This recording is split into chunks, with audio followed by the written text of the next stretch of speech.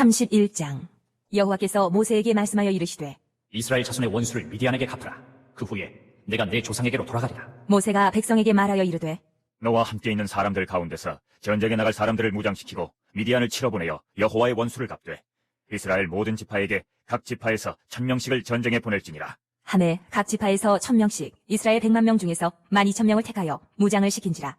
모세가 각 지파에 1000명씩 싸움에 보내되 제사장 엘르아살의 아들 비누아스에게 성소의 기구와 신호 나팔을 들려서 그들과 함께 전쟁에 보내매 그들이 여호와께서 모세에게 명령하신 대로 미디안을 쳐서 남자를 다 죽였고 그 죽인 자 외에 미디안의 5 왕을 죽였으니 미디안의 왕들은 에위와 레겜과 수루와 후루와 레바이며 또 부올의 아들 발람을 칼로 죽였더라. 이스라엘 자손이 미디안의 부녀들과 그들의 아이들을 사로잡고 그들의 가축과 양떼와 재물을 다 탈취하고 그들이 거처하는 성읍들과 촌락을 다 불사르고 탈취한 것, 노략한 것, 사람과 짐승을 다 빼앗으니라. 그들이 사로잡은 자와 노략한 것과 탈취한 것을 가지고 여리고 맞은편 요단 강가 모압 평지의 진영에 이르러 모세와 제사장 엘르아살과 이스라엘 자손의 회중에게로 나아오니라. 민수기 31장은 미디안 족속과의 전쟁 장면입니다. 그런데 하나님이 각 지파에서 1000명씩을 뽑아서 전쟁에 내보내라고 말씀하시죠. 조금 의아하지 않나요? 불과 얼마 전에 모세는 20세 이상으로 전쟁에 능히 나갈 만한 모든 자들을 계수하라고 했습니다. 도합 60만 1730명이었어요. 그런데 왜 미디안과의 전쟁에 이렇게 소수의 사람들만을 출전시켰을까요? 미디안 군대가 얼마나 있었는지 성경에 나오지는 않지만 32절부터 나오는 전리품의 숫자를 보면 정말 어마어마합니다. 양이 67만 5천 마리, 소가 7만 2천 마리, 나귀가 6만 1천 마리, 사내를 알지 못하는 여자가 3만 2천이었어요. 사실 12,000명의 사람이 이 정도의 전리품을 챙겨서 온다는 것이 대단하죠. 어림잡아 계산해도 군인 한 사람이 양 55마리, 소 6마리, 나귀 6마리를 이끌고 와야 합니다. 모세의 명령 후에 다른 사람들은 다 죽이고 남은 여자 아이만 계산해도 3명씩인데 남자아이와 성인 여성들까지 훨씬 더 많은 인원들을 애초에 포로로 끌고 왔을 것이죠. 여러분 과연 이게 가능한 일이었을까요? 아마도 주님이 12,000명을 뽑으라고 하신 것은 전쟁 자체에 그 정도의 숫자가 필요해서가 아니라 전리품을 챙겨오는데 최소한의 숫자가 아니었나 싶습니다. 성경 전체에 계속해서 들려지는 주제가 있습니다. 여호와의 구원은 사람의 많고 적음에 달리지 아니하였느니라. 전쟁은 여호와께 속한 것이다. 미디안은 다 멸절되지 아니하고 사사기에 다시 한번 등장합니다. 미디안이 아주 넓게 흩어져 사는 족속이었기 때문이죠. 사사기에 등장하는 미디안과 아말렉 연합군은 그 숫자가 굉장히 많았습니다. 사사기 7장 12절에 미디안과 아말렉과 동방의 모든 사람들이 골짜기에 누웠는데 메뚜기의 많은 수와 같고 그들의 낙타의 수가 많아 해변에 모래의 많은 같은지라. 이렇게 묘사되고 있어요. 그러나 사사기에서 기드온은 몇 명을 이끌고 이 전쟁에서 이기죠? 예. 그렇습니다. 그저 300명만을 이끌고 일과의 전쟁에서 승리를 거두게 됩니다. 여러분 민수기 이야기에서도 보면 그 이야기의 핵심은 이스라엘이 미디안과의 전쟁에서 승리했다는 이 단편적인 사실이 아닌 듯합니다. 이야기는 계속해서 이어집니다. 모세와 제사장 엘르아살과 회중의 지도자들이 개선 행렬을 마중 나갔죠. 그러나 군인들이 미디안 여자들을 다 살려둔 것을 발견한 모세가 그들의 행동을 꾸짖습니다. 너희가 다 여자들을 살려두었느냐? 발람의 꾀를 따라 이스라엘 자손을 범죄하게 한 것이 미디안 여자들 아니었나? 그 음행으로 인하여 연병이 일어나서 24,000명이나 되는 사람이 죽지 않았는가? 모세는 미디안의 모든 남자아이와 또 남자와 동침하여 사내를 아는 여자도 다 죽이라고 명령을 합니다. 여러분 민수기 31장 2절에서 미디안은 이스라엘 자손의 원수로 규정되고 있습니다. 하나님이 쓰신 표현이에요. 3절에서 모세는 미디안이 여호와의 원수임을 밝히고 있습니다. 여러분 과연 무엇이 이 미디안을 이스라엘 자손의 원수, 여호와의 원수가 되게 했냐는 거죠. 이 이야기에서 흥미로운 점 한 가지는 전쟁이 아주 너무 간략히 묘사되어 있다는 것입니다.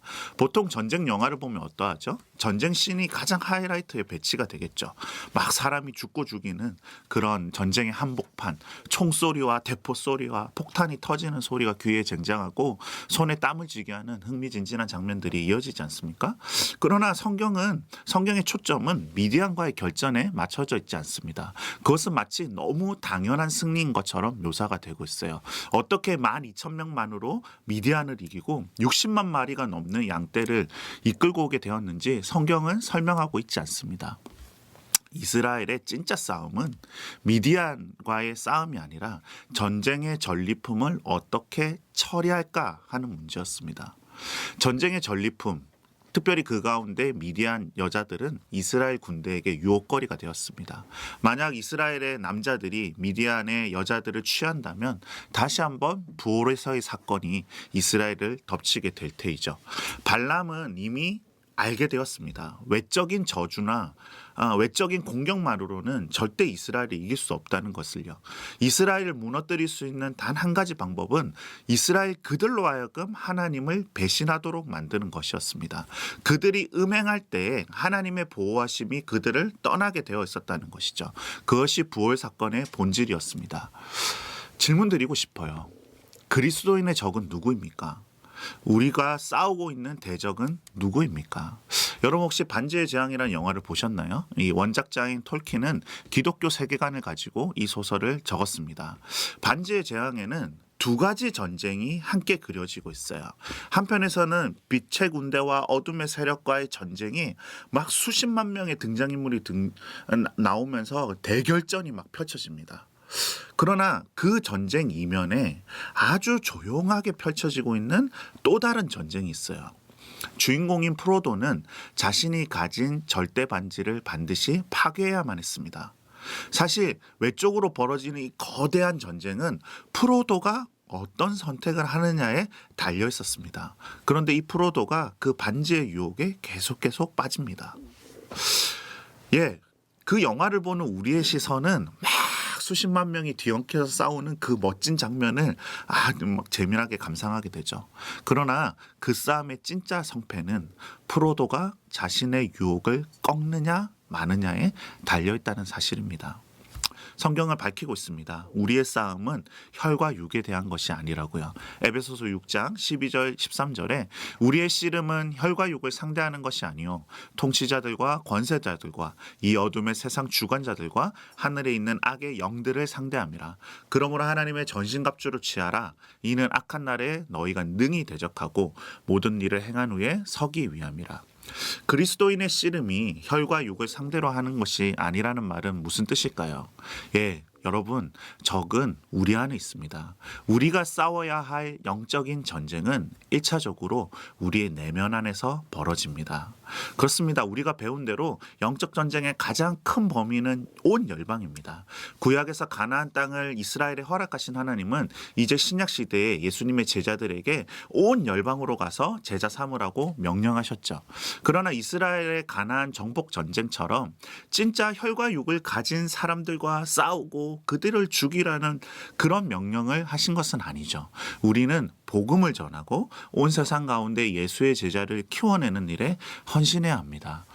그 일을 이루기 위한 본질적인 전쟁은 외부의 적과의 싸움이 아니라 먼저 우리의 내면에서 이루어져야 함을 깨닫기를 원합니다. 예수님이 성취하신 십자가의 승리는 공생의 시작 전 광야에서의 금식기도와 또 십자가에 달리기 직전의 겟세마네 동산에서 이미 승부가 지어졌습니다. 보십시오. 예수님은 로마 군인이나 헤롯 왕이나 유대 종교 지도자들을 대항하여 칼과 창을 들지 않으셨습니다. 40일 금식 기도하실 때 마귀가 제시하는 유혹을 단호히 끊어내시죠. 겟세마네 동산에서 자신의 자아를 다 내려놓고 하나님의 뜻에 자기 자신을 꺾으셨을 때 바로 그때 예수님은 전쟁에서 승리하신 것입니다. 질문 드리고 싶어요. 한국 교회는 지금 무엇과 싸우고 있나요? 때로는 우리가 우리의 진짜 적을, 우리의 진짜 원수를 잊고 있는 것 같아 안타까운 마음이 듭니다. 여러분, 지지하는 정당이 선거에서 승리하는 것이 우리가 싸우고 있는 싸움의 본질이 아닙니다. 세상의 인본주의자나 공산주의자가 우리의 대적이 아니에요. 1차적인 대적이 아니란 말입니다. 동성애자와 무슬림이 우리의 원수가 아니에요. 그런 싸움의 승리에 우리가 목을 매서는 안 됩니다. 그런 승리는 거두고도 우리가 넘어진다면 아무 소용없는 거죠. 한국교회가 쇠퇴를 겪고 있는 것이 유달리 외부의 적이 더 강해졌기 때문인가요? 원래는 없었던 적이 갑자기 등장한 건가요? 성경은 미디안 군대의 숫자조차 언급하지 않습니다. 핵심은 미디안 군대가 얼마나 강하냐가 아니었습니다. 핵심은 미디안 여인들의 유혹에 이스라엘 군인들이 넘어가느냐 마느냐에 달려 있었던 거예요. 여러분, 우리 안에 있는 탐욕과 음란이 우리의 진짜 원수입니다. 우리의 진짜 대적입니다. 공산주의자, 사회주의자와 선거를 통해 이기려고 하는 여러분 안에 탐욕은 처리하였나요? 동성애와 차별금지법을 대항하여 그것을 막아내고자 싸우는 우리 안에 있는 음란한 미디어들, 그 유혹들을 단호히 끊어내고 있나요? 한국교회가 쇠퇴를 겪고 있는 것은 세상이 더 강해졌기 때문인가요? 아니면 교회가 인본주의에 물들었기 때문인가요? 교회가 가난한 자들을 잇고 있을 때 사회주의 혁명의 구호는 강해지기 마련입니다. 가난한 자들의 부르짖음과 분노가 혁명의 불씨를 당기는 거예요. 공산주의를 무찌르고자 한다면 공산주의자들과 대적하기 이전에 우리가 가진 물질을 나누어야 합니다. 성도들이 탐욕에 물들어 계속해서 부동산 투기하고 자녀들에게 입시와 성공을 강조했던 것을 먼저 회개해야 합니다. 동성애를 합법화하려는 물결이 거셉니다. 간음이 더 이상 죄가 안 되고 성매매도 합법화하자는 목소리가 나옵니다. 그러니까 여러분, 그런 자들과 입법 전쟁을 싸우기 이전에 우리 안의 음란함을 어떻게 이기고 계신가요? 우리들은 이 유혹에서 자유로운가요? 여러분, 그 전쟁은 주님이 승리케 하실 것입니다. 어떻게 할 때요? 우리가 미디안 여인들의 유혹을 단호히 이겨낼 때요. 하나님이 이 악한 세상을 왜 내버려 두시는가? 성경에는 한 가지 힌트가 나옵니다. 고린도후서 10장 3절로 6절 말씀. 우리가 육신으로 행하나 육신에 따라 싸우지 아니하노니 우리의 싸우는 무기는 육신에 속한 것이 아니요 오직 어떤 견고한 진도 무너뜨리는 하나님의 능력이라. 모든 이론을 무너뜨리며 하나님 아는 것을 대적하여 높아진 것을 다 무너뜨리고 모든 생각을 사로잡아 그리스도에게 복종하게 하니. 잘 들어보십시오. 너희의 복종이 온전하게 될 때 모든 복종하지 않는 것을 벌하려고 준비하는 중에 있노라. 주님은 악한 세상을 벌하실 것입니다. 그러나 주님은 기다리고 계세요. 주님의 백성들의 복종이 온전해지기를 기다리고 계십니다. 우리가 주님 앞에 온전한 복종으로 우리 안에 있는 탐욕과 음란의 유혹들을 과감히 끊어내고 우리가 그것에 물들었던 것을 하나님 앞에 통회함으로 회개할 때 주님이 외부의 적과의 전쟁은 당연히 승리하게 하실 것입니다. 여러분, 오늘 말씀을 통하여 우리의 진짜 원수, 진짜 대적, 그리고 진짜 싸워야 할 전쟁터가 어딘지를 발견하게 되시길 축복합니다. 우리가 함께 이 전쟁을 싸워 이김으로써 하나님이 허락하신 우리 대한민국과 온 열방에서 펼쳐지는 싸움에서도 능히 이기게 되리라 확신합니다. 감사합니다.